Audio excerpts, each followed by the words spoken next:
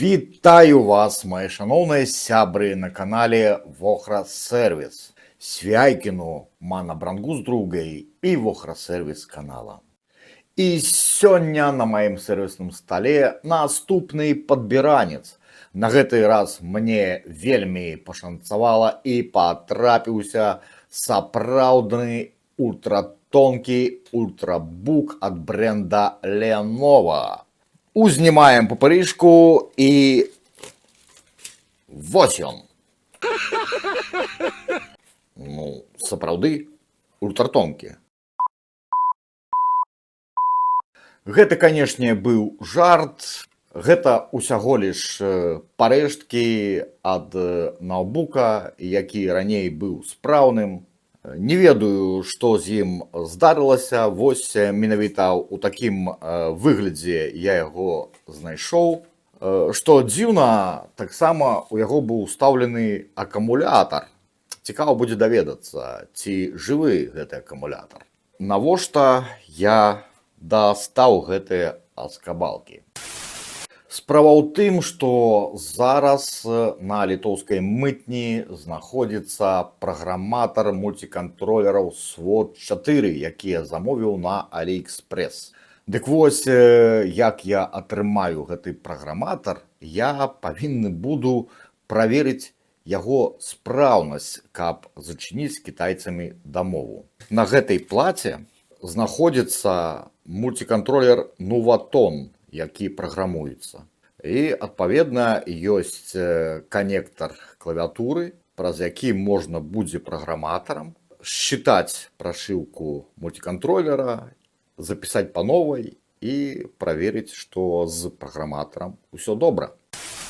Зараз хочу падзяліцца трохі вопытам, якім чынам жыхары Літвы робяць набыткі з AliExpress. Па-першае, да кошта самога тавара дадаецца так званы алеш толькі на тавары, які каштуюць да 150 еўра.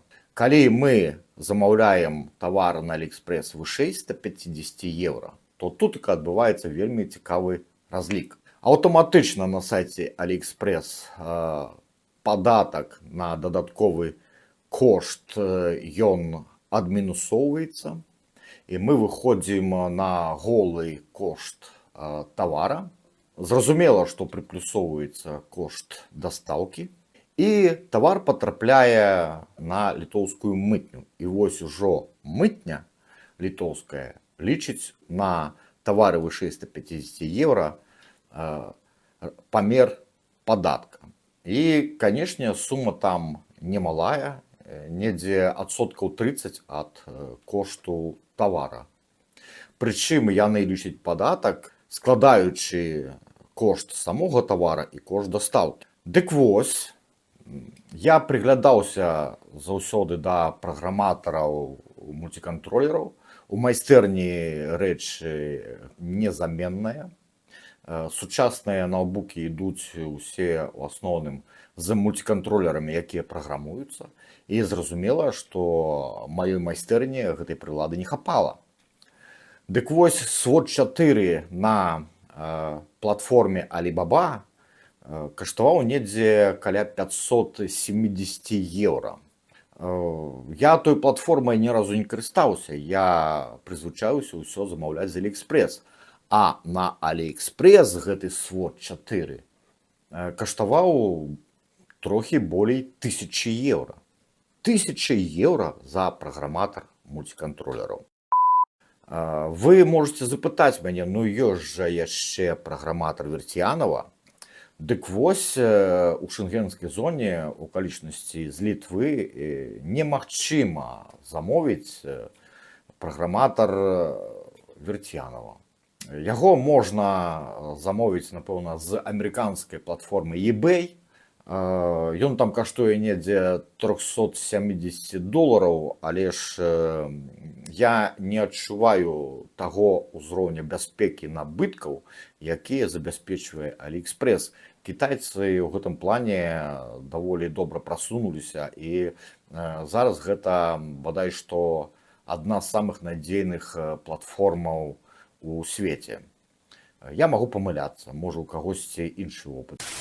Некалькі месяцаў назад, напэўна, 3 месяцы назад, на AliExpress адбыліся змены. Праграматар SWOT 4 апусціўся з 1000 недзе да 500 еўра. І тут я ўжо вырашыў, што так, трэба яго замаўляць. На гэты кошт трэба рашыцца і аплаціць. І якая матэматыка адбылася?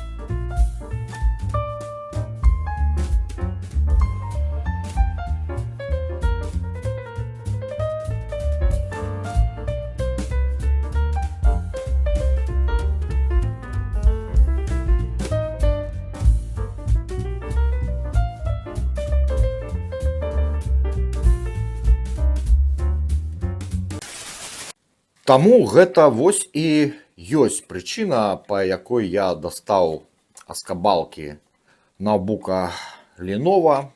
На ніжнім паддоне ёсць галоўнае, гэта main, ён мне і патрэбна.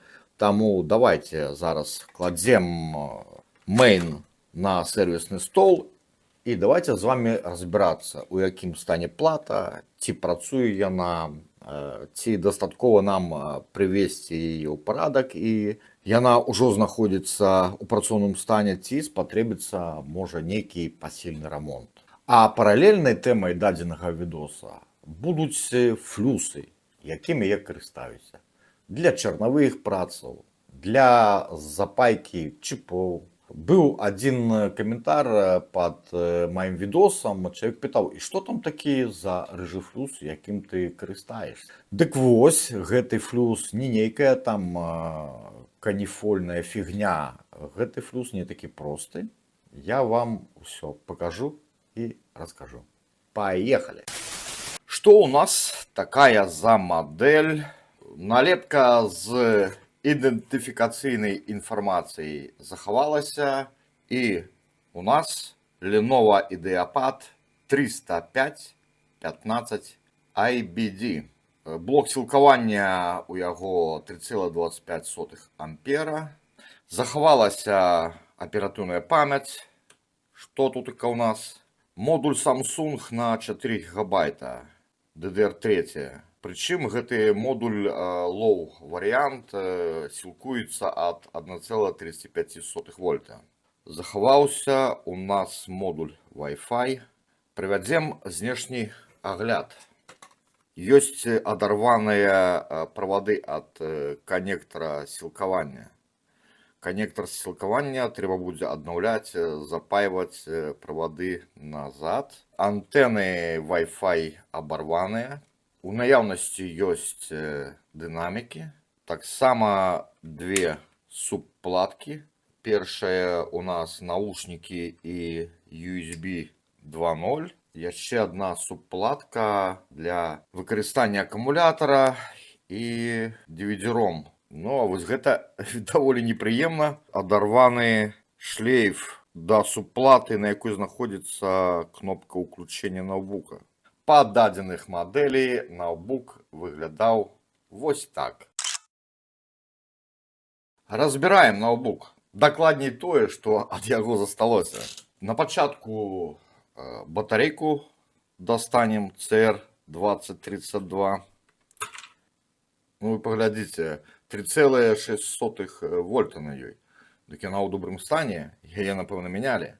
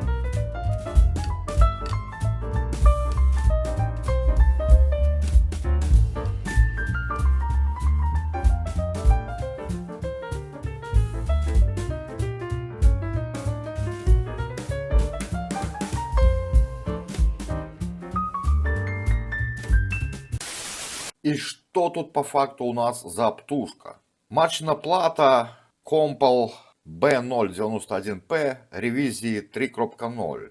Яна даволі у добрым стане. Усе чипы заводские.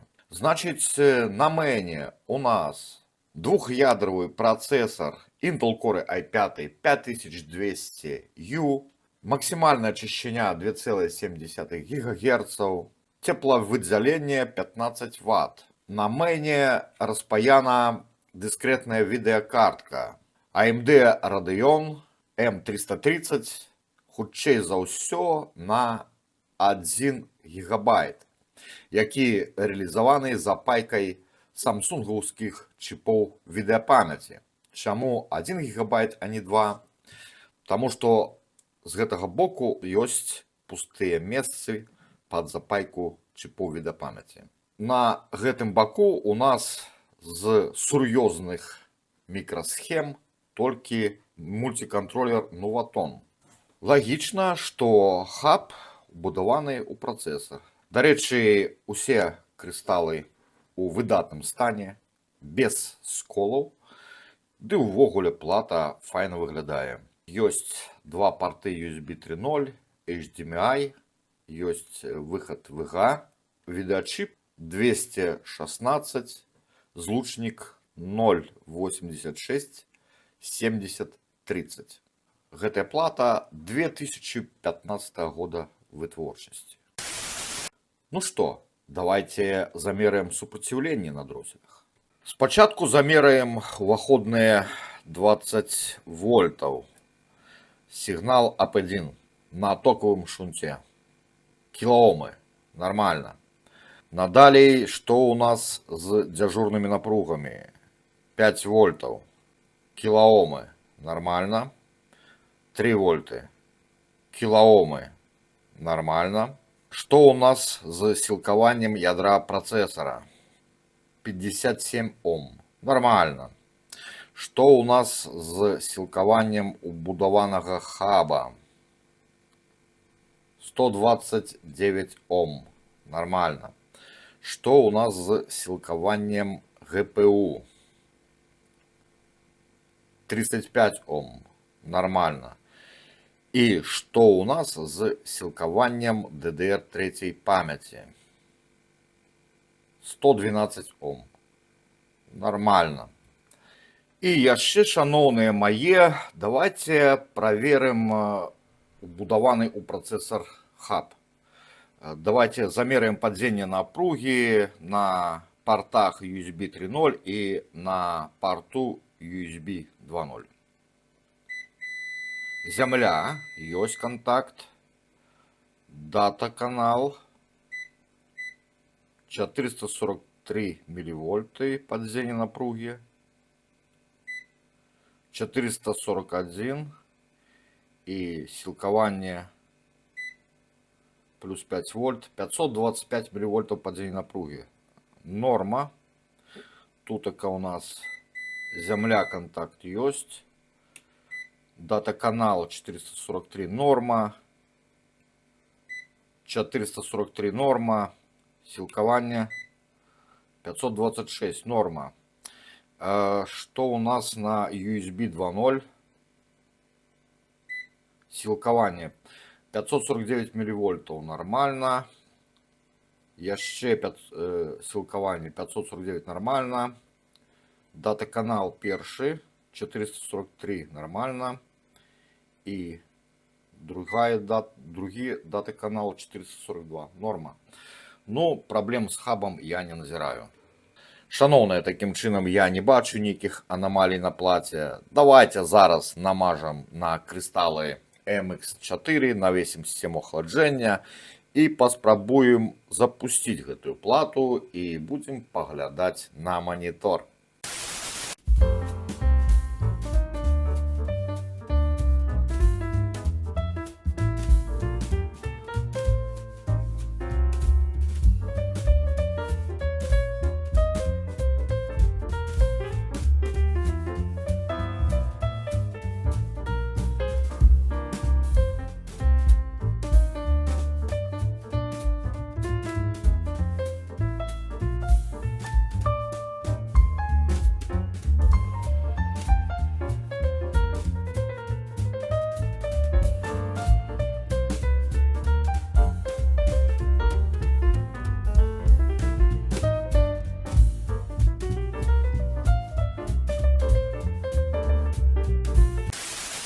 Я за кадрам трохи з ёй павазюкаўся. Праблема была ў тым, што без акумулятора яна рэбуцілася. Выпадкова праходзіла ініцыялізацыю і зноў адключалася, перазапушчалася, ці ўвогуле вісела ў рэбуце. Толькі пасля падключэння акумулятора яна стала стабільна грузіцца. Падаем на плату сілкавання. Бачым, што запаліўся індыкатар падзарадкі акумулятора. І запушчаем плату. Увага на монитор.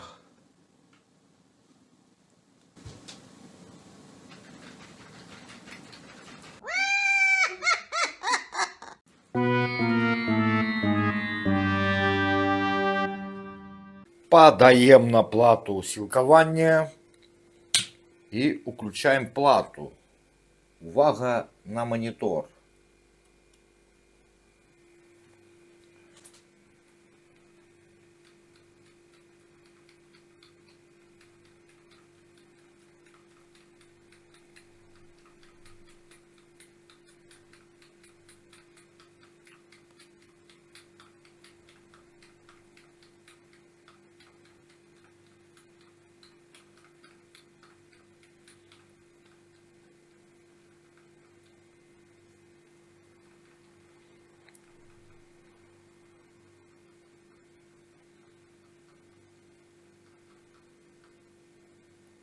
Паспрабуем усталяваць Windows Live.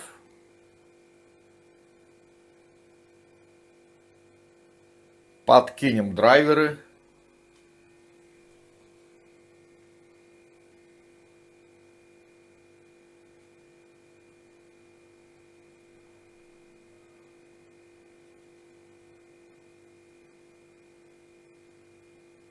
Опа. А у нас проблемы з ГПУ.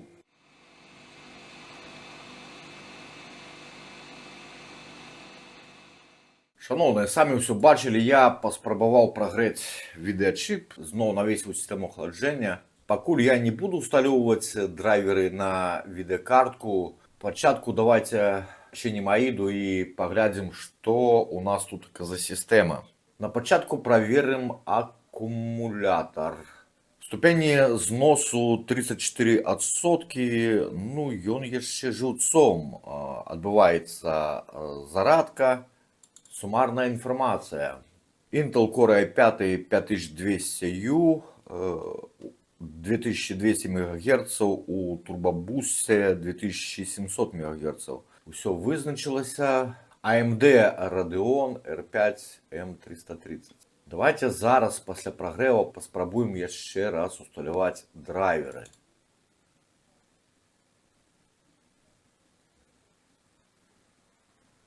Артефакт. Гэта затык. Прагрэў нам нічога не даў.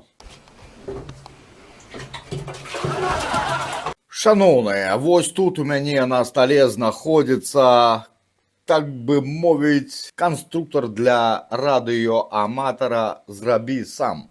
І ў дадзены момант скажу вам, гэтая наўбучная плата Compal LA B091P версии 3.0 от ноутбука Lenovo IdeaPad 305-15 IBD живее усіх живых. Але ж давайте з вами адновім храналогію версій, бо гэтая плата, скажу вам шчыра, вельмі добра павадзіла з мяне за нос і апраўдала назву глюкабук. Lenovo, вы вырабляеце глюкабукі? Ну, добра, не буду чіпаць, не буду. Як апынулася, галоўная праблема ў гэтай плаце была з працяглай ініцыялізацыяй. Уключаеш плату, а ініцыялізацыі няма. Прыходзілася запушчаць яе па 10, па 20 разоў. Але ж усяго лишь трэба было пачакаць 5 ці 7 хвілінаў, і плата ў любым выпадку праходзіла ініцыялізацыю. Просто я, не дацярпеўшы, адключаў яе і зноў спрабаваў запусціць. Яна магла запусціцца праз 1 хвіліну, потым праз 4, праз 5, нават праз 7, але ж я ж гэтага не ведаў. Таму я пачаў разглядаць розныя версіі няспраўнасцей. Па-першае, я пачаў грашыць на тое, што я запытаў плату універсальным блокам сілкавання, і у мяне ёсць праблемы з верыфікацыяй арыгінальнасці блока сілкавання. Потым я падумаў, што яна не праходзіць ініцыялізацыю з таго, што няма акумулятора. Я падключыў акумулятор, і супадзенне ўзнікла. Яна недзе даволі хутка прайшла ініцыялізацыю. Я падумаў, да, справа ў акумулятары, так і ёсць. Я ўсё памыляўся. Потым, калі я здолеў загрузіцца з флешкі Windows Live, паспрабаваў усталяваць відэадрайвер. І выскочылі артефакты. Ё-маё, падумаў я, вось стопудова патрапілася плата з дохлым відэачыпом. Скажу вам, што ні працэсар, ні відэачып на плаце не мянялі, нават і не грэлі. Яны завадскія. Ну, тады я пачаў ужо капаць у бок няспраўнасці відэачыпа. Я паспрабаваў яго прагрэць. Прагрэў яго да тэмпературы 125 градусаў, накінуў сістэму ахаладжэння, запусціў, загрузіўся з Windows Live і паспрабаваў усталяваць драйвер. Бах! Тыя ж самыя артефакты. Я патрапіў тады ў BIOS. Хачу заўважыць, што ўвесь гэты час я вельмі марудна дасягаў ініцыялізацыі. Па 10-15 раз я яе ўключаў. Я ж не ведаў, што трэба пачакаць 5, максімум 7 хвілінаў, і яна абавязкова загрузіцца. У BIOS у наладах я ўбачыў, што там можна переключыць плату ці у рэжым дыскрэтнай відэакарткі, ці у рэжым інтэграванай відэакарткі, так званы UMA. Я переключыў яе ў рэжым UMA і загрузіўся з Windows Live і зноў паспрабаваў усталяваць відэадрайвер. І зноў артефакты. Потым я грузіў не толькі 10-ку Windows Live, але ж і 8-ку, і нават 7-ку, і заўсёды былі праблемы з гэтымі артефактамі. Ну, тады я ўжо думаю, ну, значыць, напэўна, я памыліўся, што відэачып дохлы, напэўна, гэта не так. Я тады пачаў грашыць на модуль аператыўнай памяці. Падкінуў іншую, тое ж самае. У выніку я праверыў родную планку на прадмет памылак праграмай Gold Memory. Яна прайшла тэст. Значыць, справа не ў аператыўнай памяці. Так у чым жа справа, думаю я. І тады я вырашыў праверыць плату з-пад вінды. Падкінуў свой тэставы SSD, на якім нармальная вінда ўсталявана. І праверыў там відэакартку дыскрэтную фурмаркам. Дыскрэтная відэакартка на чіпе AMD прайшла усе тэсты. Тэмпература вельмі файная. Працэсар максімум у стрэс-тэсце AIDA64 разаграецца да 62 градусаў. Відэакартка пад фурмаркам разаграецца максімум да 65 градусаў. Ніякіх артефактаў, вылетаў, нічога няма. Але ж ё-маё, праблема, ну чаму яна так доўга ініцыялізуецца? Ну, адзінае можна падумаць, што брудны ME рэгіён. Што адбываецца пры замене хаба ці працэсара. Але ж, ну, не мянялі чіпы на гэтай плаце. І потым спрацавала правіла ў любой незразумелай сітуацыі «Шый BIOS». Флешка BIOS не была тутака выпаяна, яна не выпаивалася. Яна запаяна на заводзе.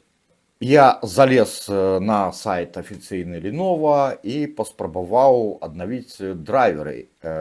Мне сайт, калі вызначыў у аўтаматычным рэжыме мадэль платы, сам прапанаваў абнавіць BIOS. Ну, я думаю, чаму не? Давайте обновлю. Значит, там натискаешь обновить BIOS на сайте Lenovo. До речі, у Lenovo, у адрознення ось ад гэтых усіх глюкаў, ну глюкабук, реально.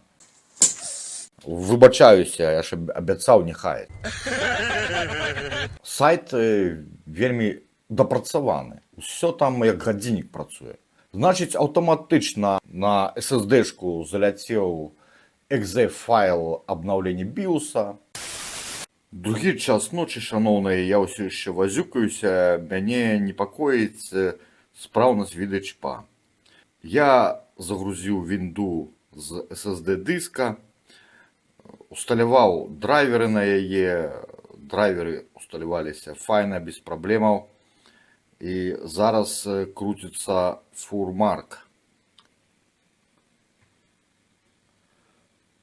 З афіцыйнага сайта Lenovo спампаваў обновление BIOS і у аўтаматычным рэжыме обновіў BIOS.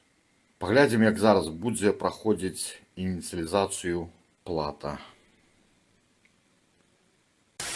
Дык вось, пасля аднаўлення BIOS праблема з працяглай ініцыялізацыяй вырашылася, і ўсё стало на свае месцы. Зараз я хочу ў рэальным часе паказаць вам, што праблема з працяглай ініцыялізацыяй платы вырашылася паспяхова пасля абнаўлення BIOS з афіцыйнага сайта Lenovo. Подаем сілкаванне на плату і запускаем. Увага на монітор. Вось і ўсё. Не 4, не 5, не 7 хвілінаў. Вось, пошла грузиться винда.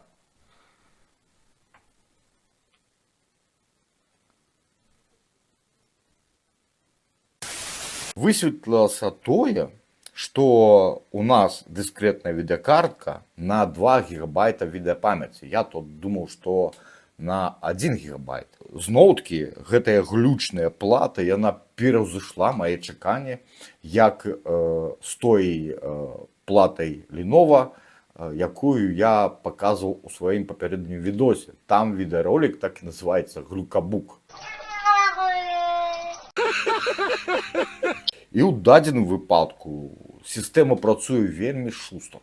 Таму у агульным ноутбук быў даволі нядрэнны. Якім чынам я патрапіў у сеціва на сайт Lenovo? Модуль Wi-Fi захаваўся. Адзінае, што правады антэны былі парваныя, сама антэна не захавалася. Антэна ж яна у дысплеі ўбудавана, а дысплея ж няма. Што рабіць? Навесіў гэтыя вось абарваныя правады до модуля Wi-Fi, подключил, и я вам скажу, что не на самой великой хуткости, на средней хуткости гэтая плата полезла у сеціва и дозволила мне обновить драйверы, да яшчэ и обновить и BIOS. Ну, зараз пераходзім до нашай наступнай мэты гэтага відеоролика. Гэта тэставанне праграматара SWOT 4. Бо китайцы ўжо зачакаліся там, пакуль я націсну, што посылку атрымаў, ужо нават высылаюць мне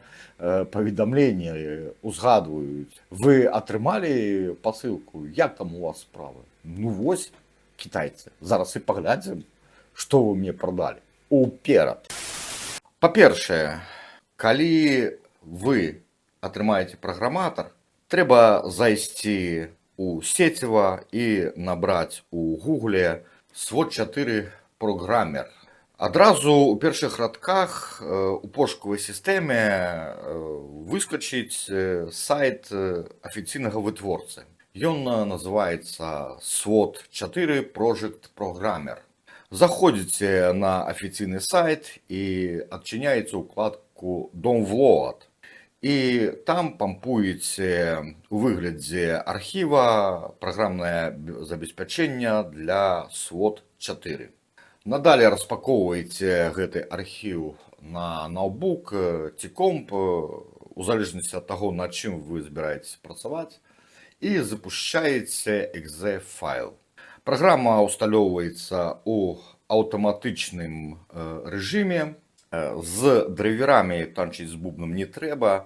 Напрыклад, у мяне на 10-й віндзе ўсё усталявалася без праблемаў, і праграматар SWOT 4 адразу вызначыўся ў дыспетчеры прыладаў без усялякіх клічнікаў, без усялякіх пытальнікаў.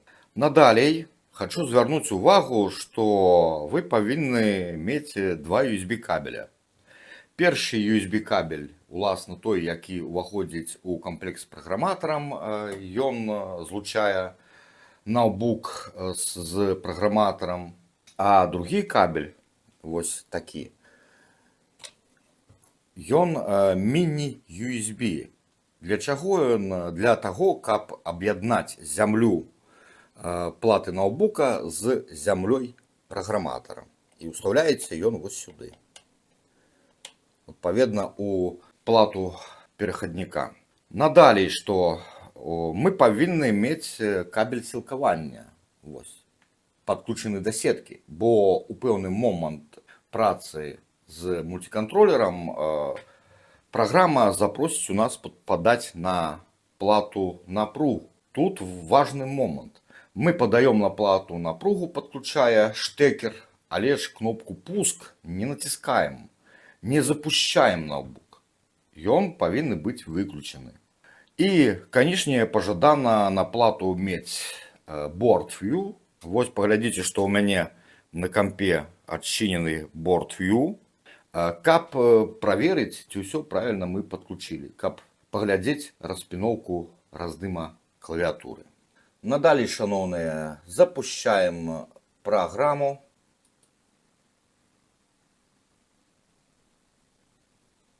І канекцім да ноутбука праграматар.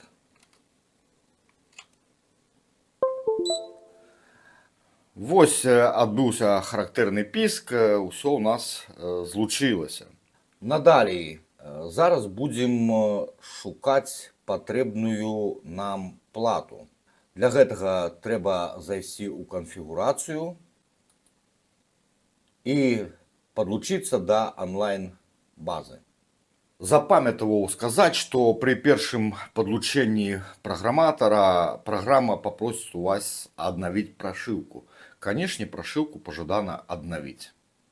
Падключаемся да сервера. Падключыліся, бачым, што ў нас у спісе з'явілася шмат плат. І абіраем нашу плату. У нас Compal LA B091P ревізія 3.0. Ну, набираем LA. Дык вось, глядзіце, на дадзеным этапе могуць быць пэўныя недарэчнасці. Іншым разам прыходзіцца паспрабаваць некалькі платаў, у залежнасці ад таго, якая з іх падыдзе для працы з нашым мультиконтроллером. Вось глядзіце, што атрымаю. Калі я набіраю назву нашага плата B091P, назва у нас супадае, але ж у нас мультиконтроллеры не. Яны нам не падыходзяць. Дык вось тут мне прыйшлося патанчыць з бубном. А падышла мне плата вось гэтая з новатоном LA B092 B291. Вось я паспрабаваў считаць, і ў мяне ўсё считалася. Значит, далей мы domvload pinout файл націскаем, а потым upload pinout файл. Пампуем і грузім у праграму. Зачыняем гэта акно. Дарэчы, у канфігурацыі можна вызначыць рэдагаваць плату. Вось, напрыклад, я абіраю любую плату і магу памяняць назву, задаць свае піны і захаваць. І вось гэта створаная уласная канфігурацыя, яна будзе захаваная ў праграме. Выставляем рэжым праграматара новатон. Вось я выбіраю нашу плату, вось гэтую, LA-B091, якую я сам пераіменаваў. Select. Паведамленне, што плата павінна быць абясточана. Коннектор сілкавання не павінны быць падключаны. Окей. Check pinout, окей. Паведаміла, што піны праверыла. Окей. Далей вось яно паведамленне, што будзе правяраць злучэнне зямлі. Окей. Значыць, праверка зямлі прайшла паспяхова, і надалей яна нам выпісала: падключыце да платы сілкавання. Запускаць плату не патрэбна. Подключаем сілкаванне и натискаем «Читать ID». Значит, Novaton Series Detected. Все, считала ID и читать прошивку. Пошло считывание прошивки.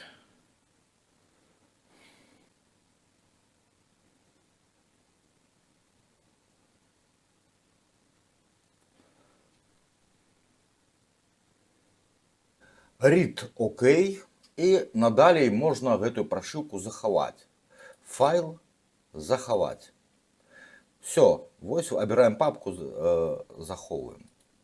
Можна таксама паглядзець Next выгляд. Вось у Next редакторы выгляд нашай прошивкі. Ну і надалей можна зацёрці прошивку мультиконтроллера, можна запісаць новую і так надалей. За кадрам я яшчэ паспрабаваў працаваць з мультиконтроллерамі IT. Усё працуе, у прынцыпе, таму я кітайцу даю добро, націскаю на кнопку, што я атрымаў тавар, паставлю яму 5 зорачак, напишу станоўчы водгук. В прынцыпе, толькі адзін мінус я там напишу у водгуку. Гэта тое, што за такі кошт маглі б ужо скамплектаваць шліфы не толькі аднабаковыя, але ж і реверсіўныя. Што такое реверсіўныя шліфы? Вось паглядзіце, што у нас контакты толькі на адным баку. На другім баку у нас вось такія пластикавыя налепкі. Реверсіўныя шліфы гэта калі у нас контакты на адным баку і вось тут на другім баку. Для падключэння некаторых плат трэба выкарыстоўваць менавіта реверсіўныя шліфы. Але ж праграма дазваляе працаваць звычайным шліфом з реверсіўным падключэннем. Якім чынам? Просто там у праграме у самой можна задать, что у нас первый пин у нас находится слева и справа. Все равно, чем наладживать программу, распиновывать ее в программе, лепей иметь реверсивные шлейфы. Ну, вось на гэтым я сканчаю демонстрацию программатора SWOT 4. В принципе, я задоволены. Шановная, я не выкидал вось гэтую нижнюю частку корпуса, хоть яна пашкоджаная. Заклаў сюды плату, прикруціў, сабраў, як яно было, пачысціў. Цяжка знайсці лепшы арганайзер для захавання камплекта кампанентаў дадзенага ноутбука. У такім выглядзе гэты ноутбук, дакладней яго палова, і будзе захоўвацца ў маёй пластикавай скрыні. Зараз плата працуе, адбываецца тэставанне двух модуляў аператыўнай памяці Nanya па 4 гигабайты. Яны таксама лоу канфігурацыі 1,35 вольты. І напрыканцы мне застаецца толькі раскрыць тэму флюсаў, якімі я карыстаюся, у адказ на каментар. И что там у тебя за рыжий флюс? Я уже некалькалі перапісваўся со сваім сябрам у Польшчы, сфармуляваў тэарэтычныя моманты датычныя тых флюсаў, якімі я карыстаюся. І зараз просто не буду губляць час, каб панове гэта ўсё сфармуляваць, а просто зачитаю. Таким чынам, навошта мне 3 розных флюсаў. Ружовы індыкатарны флюс ТТ Келлер расійскай вытворчасці актыўны. Яму уласціва моцная і моментальная каталізацыя пайкі, адгезіі, пераадоленне вокіслаў і карозіі. Выпараецца з характэрным шыпеннем. При тэмпературы 170 градусаў страчвае свой ружовы колер. Але, на жаль, таксама вельмі хутка выпараецца. Доўга паяльнікам не паводзіш. Бо месца пайкі становіцца сухім і з'яўляецца небяспека перапаліць пасадачныя пятакі і тэксталіт. Яго прыходзіцца шчыльна падліваць, а потым прыбіраць. Пры нагреве, як ашпараны, адыходзіць ад джала, утвараючы вакол яго сухое пятно. А гэта ўжо пайка па-сухому, што вельмі дрэнна. Каб кампенсаваць нязручнасці ТТ, я ў прапорцыі 50/50 змешваю яго з кітайскім пасіўным флюсам Amtech NC 559. І атрымліваецца вось такая рыжая бурда. Такім чынам, у першыя секунды дакранання паяльнікам спрацоўвае ТТ з моцным эфектам каталізацыі плаўлення і зачысткі вокіслаў, а потым працуе болей медленны і спакойны Amtech. Гэта мой уласны рэцэпт. Такой сумессю я раблю усю падрыхтоўчую чарнавую працу, а таксама спайку правадоў, запайку SMD транзістараў, канзёраў, мікруг BIOS і шмат чаго іншага. Гэта азначае, што 50/50 вось гэта сумесь выкарыстоўваецца мной для чарнавых паяльных прац. Як правіла, працы вядуцца паяльнікам. Такія флюсы, як Мартін ці Эрса, самыя дарагія, але і расход у іх самы малы. Флюс Мартін асабістай персонай. Выкарыстоўваюцца выключна для рыбола і запайкі БГ мікрасхем і чіпоў. Там, дзе праца адбываецца не паяльнікам, а фенам ці інфрачырвонай станцыяй. Гэтыя флюсы на высокім узроўні гарантуюць правільную сілу нацяжэння прыпоя ў вадкім стане, яго адгезію. Пасля запайкі, амаль цалкам выпараючыся, пакідаюць мінімальную колькасць адкідаў, якія крысталізуюцца. Пры працы фенам асноўную справу робіць не джала паяльніка, а сіла нацяжэння, прыцягнення расплаўленага прыпоя. Што наконт гэтага магу дадаць? У кожнага з нас ёсць свае звычкі, жыццёвыя, сэрвісныя, і мы бываем закладнікамі гэтых звычак. Я прывёз у Літву з Беларусі пэўныя звычкі і, адпаведна, замаўляў тыя флюсы, якія былі для мяне звычайнымі. Як бачыце, не ўсё так проста, а на гэтым падышоў час развітвацца. Так што, шаноўныя мае сябры, да наступнага рамонту на канале Вохра Сервіс, і няхай вашыя дэвайсы жывуць вечна. Ікі. І дадам яшчэ так званы постскрыптум. На днях, тут у Вільні, да мяне завітаў другі сябра. Завітаў за кампоўскімі кабелямі. Іх у мяне навалам, хоць салі. Прынёс з сабой гасцінцы і свае аўтарскія песні. Добра пасядзелі. Цяжкія абставіны ў краіне мараў, трактары не лечаць, хоць захварэлых мала, што ж зрабіць на гэты раз, куды падацца. Можа, за канапай знойдзецца нам праца, Гомель жа квітнее, хто калі не ён. У Гомелі ўсё добра, прыбіральня за мільён, ператрусім усе, у Гомелі канапы, персанальны прыстаў у кожнаму ў хату на 4-й раз. У пошуках натхненных філасофскі камень знойдзен патаемны з 5-й спробы за канапай всплыла Атлантыда. 6-й раз сур'ёзна ўсё шукаем лёкі супраць сніду. Закапайце за канапай мировое золото, за канапай знойдзем вырашэнне голаду, за канапай дэмакратыя, выбары часнейшыя і дварэц лядовы, самы прыгажэйшы, за канапай знойдзем школы ды лякарні, за канапай нават казачная нарня, за канапай магія ў краіне мараў, як тут з першай спробы знойдзеш скарб даляраў.